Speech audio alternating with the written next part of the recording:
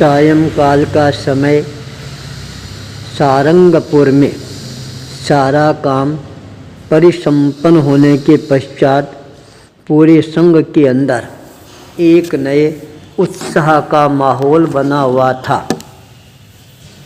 उपाध्याय प्रवर के द्वारा जो एक महान लक्ष्य अपने जीवन में निर्धारण किया था, वह लक्ष्य को पूरा कर लेना यह अपने आप में एक बहुत बड़ी उपलब्धि के रूप में उभर कर सामने आ जाती है। सारंगपुर संघ के लिए चित्तौड़गढ़ का आया हुआ प्रतिनिधि मंडल है, वह भी आज अपने आप को बहुत ही ज़्यादा प्रसन्नचित्त अनुभव करना प्रारंभ कर देता है।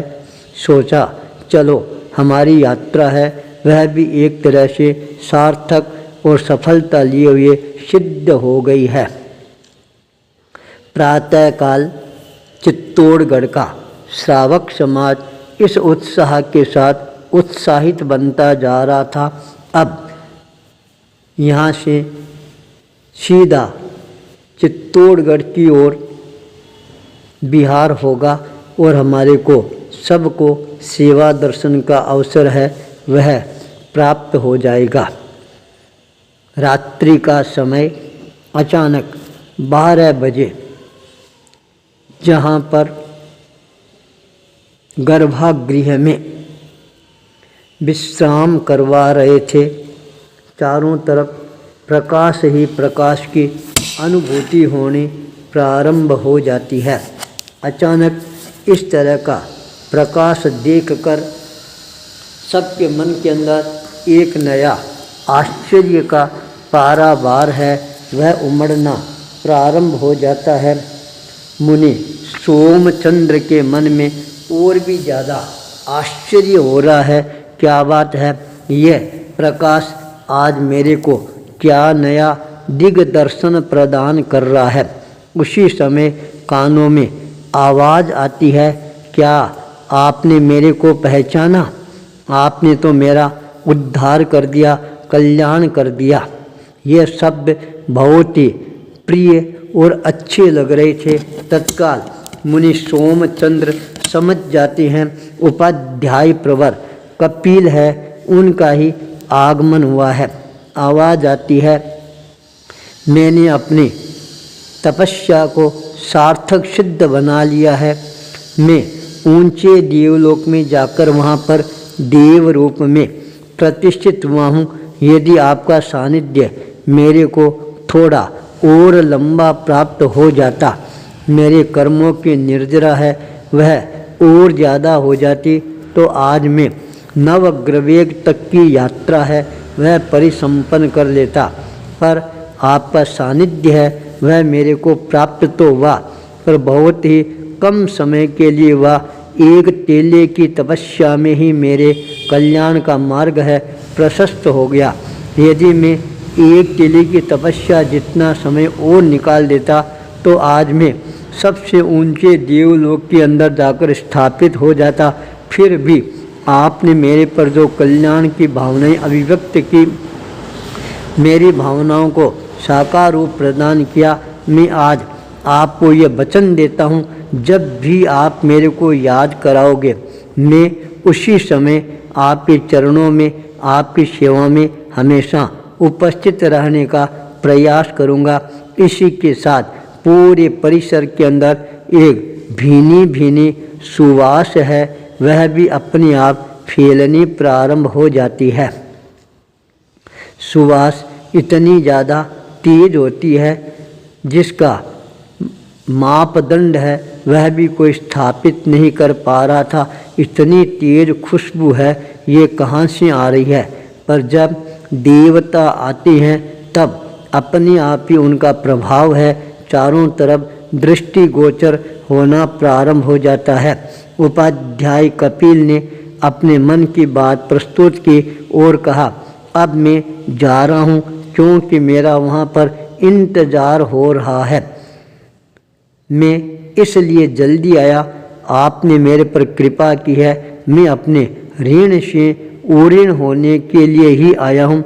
मेरे को बहुत ज़्यादा आग्रह किया गया था, आप यहाँ पर पधारी हैं तो हमारे यहाँ का एक नाटक है वह अवश्य ही देखने का प्रयास करें। उसके पश्चात आप यदि नीचे पधारोगे उस समय आप यहाँ के अनुभव जब सुनाओगे तब सब लोगों के मन के अंदर और ज़्यादा प्रसन्नता की अनुभूति होगी।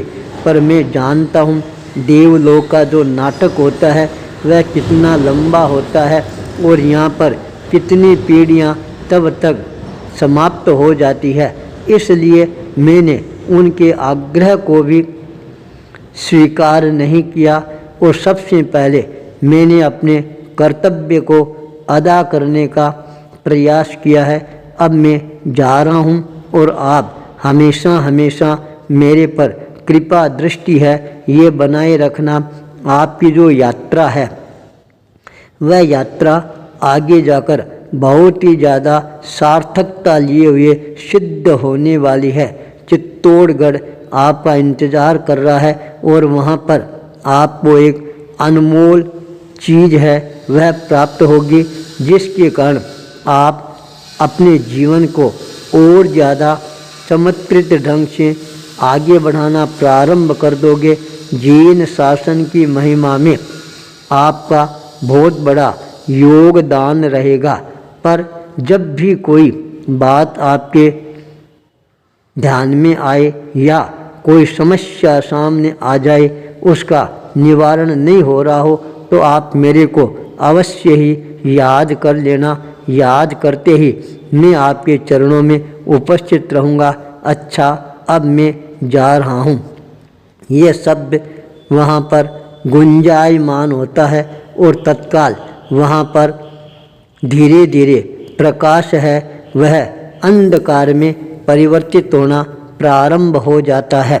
जब ये घटना चक्र घटित होता है इस घटना चक्र के कई संत हैं वो भी साक्षी बन जाते हैं जिनकी नींद जग गई थी और वो इस घटना चक्र के साक्षी बन जाते हैं और जो निद्राधीन रहते हैं उनके लिए ये घटना घटी या नहीं घटी एक बराबर बन जाती है। इसलिए जो व्यक्ति जागृत रहता है वह हमेशा ही अपने जीवन में नए नए अनुभवों को आत्मसात करना प्रारंभ कर देता है। मुनि चंद्र का जीवन है वह और भी ज़्यादा महत्वपूर्ण बन जाता है। सारी रात अध्यात्म के गहन चिंतन के अंदर विराजमान हो जाते हैं। देव दर्शन करने के पश्चात व्यक्ति को कभी भी शयन करने का प्रयास नहीं करना चाहिए, अपितु अपना आत्मबल आत्मविश्वास है उसको और जागृत करके अध्यात्म के पथ को प्रशस्त करने का प्रयास करना प्रारंभ कर देना चाहिए।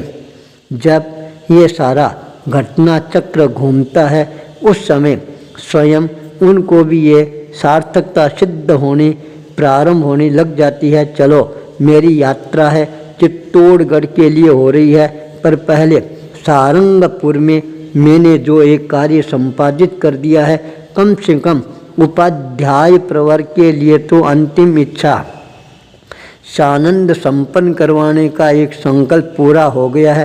अब मेरा मार्ग है वह अपने आप ही मेरे को प्रशस्त होता हुआ नज़र आ रहा है।